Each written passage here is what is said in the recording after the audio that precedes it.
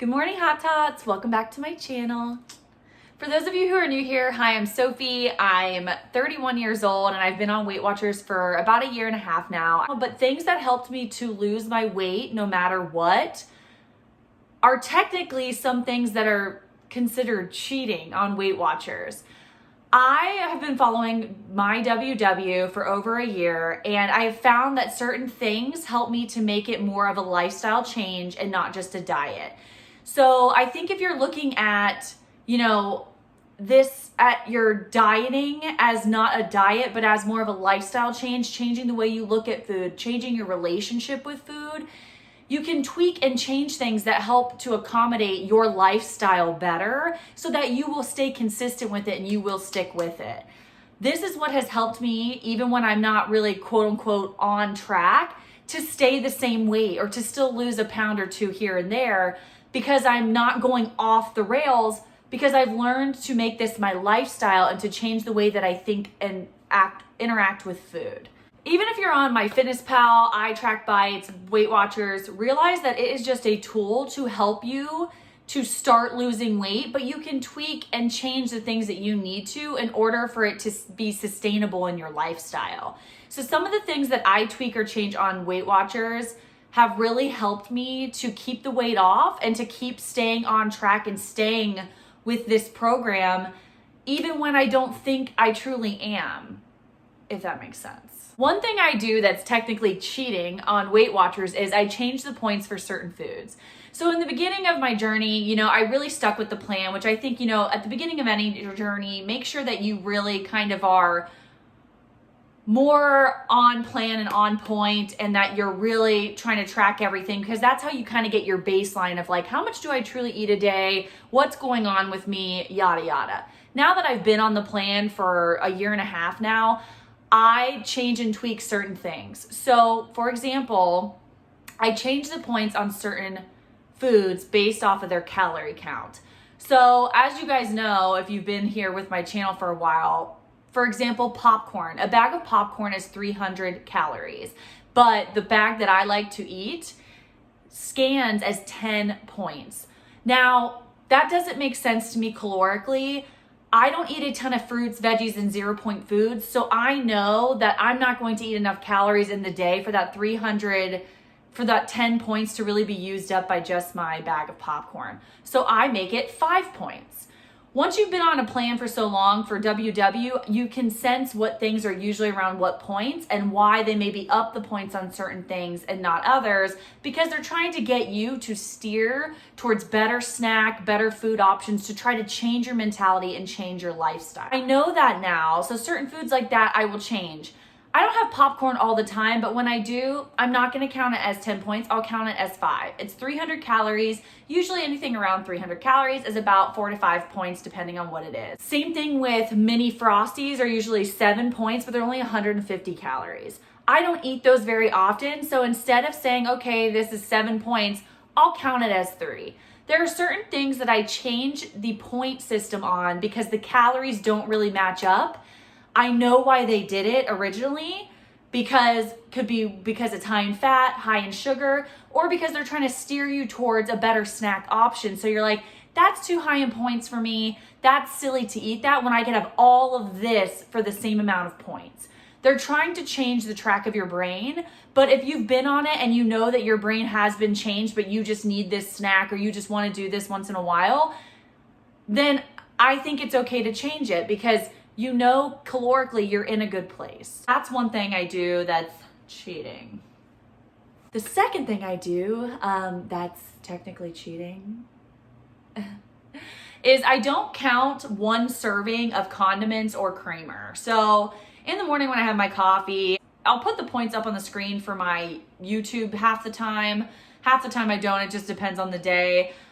Just so you guys know how many points it is, but I usually don't count my creamer if I'm just using like 1 or 2 tablespoons for my cup in the morning. I also don't usually count like 1 serving of ketchup or 1 serving of mayonnaise. If it's like a 1 point thing, I don't usually count it. Now, if I start using a ton, like going back for seconds or like, oh, I'm gonna add more, that's when I'm like, okay, I'm gonna count this as its points because I know I'm using a lot. So for example, the other day I had a huge buffalo chicken salad. I used like 3 tablespoons of ranch dressing, the Bolt House. That's usually like 2 or 3 points. I went ahead and counted it because I used a lot. Now, if I would have just used 1 tablespoon or 2 tablespoons, that's about 35 calories. I'm not gonna count that because it just seems silly to me. And I don't wanna take out my tracker for every little thing. So some condiments and some creamer, if it's in a small amount, I just don't count it. You know, if I just squirt a little ketchup on my hamburger, I'm not gonna count it. If I squirt on my hamburger, put it off to the side, sometimes I count it, sometimes I don't. It's up to you what you want to do, but I know that I don't go way off base and way off track. Some people can't do things like this because it can snowball. And if you feel that way, do not do it. Or check yourself, you know. Up to you what you want to do, but that's another way that I cheat. Cheater, cheater, pumpkin eater. You guys remember that at school? People would say that to me. I'd be like, rude. I'm not cheating. Another way that I kind of cheat on Weight Watchers is I don't track my nibbles and bites. They always say like if you eat a bite of something or a little nibble of that, a chip here, a chip there, you need to count it. They're trying to get you not to not count things when you're like, you know, having 4 or 5 chips here and then you eat a little bit of a bagel and then you do this. And I get where they're coming from. But for me, if I go run into the kitchen, I have like 5 or 6 chips while I'm cooking my dinner, I don't count it. Now that usually doesn't even happen every single day. That happens once in a while. If you're a big nibble and biter, I definitely say count it, but for me personally, I don't. It has never hurt me and I'm gonna keep continuing to do so, but again, I'm not one of those people that's constantly snacking and nibbling, and that's what they're trying to prevent for those people who do that. But if you're like me and it's just once in a while. Another thing I don't usually do unless I'm recording, just so you guys can kind of get a better understanding, is I don't track my weeklies. So when I have my weekly points, I usually have a treat meal or treat day, and I don't usually track and make sure I'm on point to be eating only my weekly points for my treat meal. I usually just have a free day, free meal. Now, I am under control enough to where maybe for lunch I have Chipotle and I get cheese on it instead of like my usual Chipotle bowl is like light rice, just sour cream, lettuce, and corn. My treat day bowl is like full rice, steak, lettuce, sour cream, cheese, and corn. And I'll eat that for lunch and I don't track it. And then for dinner I go, you know, I'm going to like have a couple drinks with girlfriends and have a dinner, or you know, going out and having some pizza and some beer. And I don't track my weeklies. I'm not sitting there going, I had 3 pieces of pizza. I had, you know what I mean? So that's something I don't usually do. I will count it for you guys on YouTube, but I don't usually do it in general. I think it is important to have a day where you don't track and you're not sitting there all day tracking, because it just helps you to have that relief in your brain. But again, if you are not under control, don't do that. I also don't weigh myself often. So usually, of course, with weight loss plans, you weigh yourself every week so you can see your progress and change and do all of this. I found that it was mentally taxing for me to weigh myself every week, and that it was really hindering my weight loss because my mentality was going into the gutter. So I was feeling down about myself and sad because I'd be like, I didn't lose this week, but I was on point. And then I would be like, screw it. And then I would eat. Or I would cry and be like, ugh, and then I'd be working out.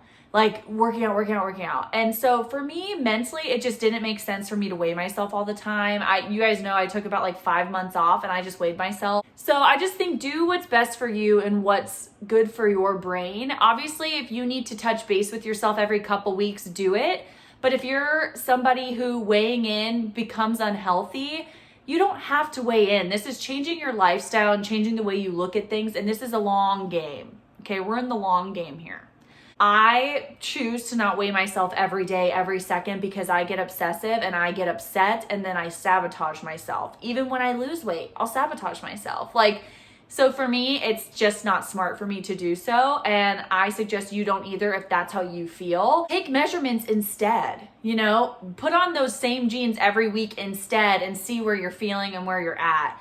And that can be your scale. Another thing I don't do is I don't eat my fit points. Now, a lot of people do that, and maybe that's what helps me with my nibbles and bits, and maybe that's what helps me with not counting my condiments and stuff, but I usually don't eat my fit points. Again, all these things to say, if you're on a weight loss journey and you're trying to not only lose weight, but just change your lifestyle, remember that this is a lifestyle. So you're in it for the long game. These are things that you need to get your mind set and good on so that you're not constantly falling down and constantly not being consistent because it's just too hard and it's too much for you. I always want to stress to you guys that this is a lifestyle, because once you get that in your brain, everything changes and it becomes a lot easier. Of course, when you have something you want to look good for and it's 60 days away, you're going to feel a certain way. But it's like, if instead of being like, I'm going to try to lose 20 pounds by then, if instead you're like, you know what, I'm just going to stay on track and really try to mind my P's and Q's and do the best I can. It takes away that pressure and it takes away that feeling of, I'm a failure if this didn't happen. And so you do stay more consistent and you do stick with it. That's it for today's video, you guys. I've just been getting a ton of questions about these things specifically, and I wanted to just kind of rehash with you what I do, why it's been working for me, and how I work my WW plan, because I just feel like it's different for everyone. You don't have to do what I do. You know, not everyone can do these things and stay in control, and not everyone wants to do these things, and they want to be more regimented and they want to count everything, and that's okay. It's your life, it's your body, and that's what you choose to do. And just remember that. So thank you guys so much for watching. Please give this video a thumbs up if you liked it. Subscribe if you haven't, because it really helps support my channel. I post every Monday and Thursday. I love you guys so much, and I'll see you in the next one. Bye.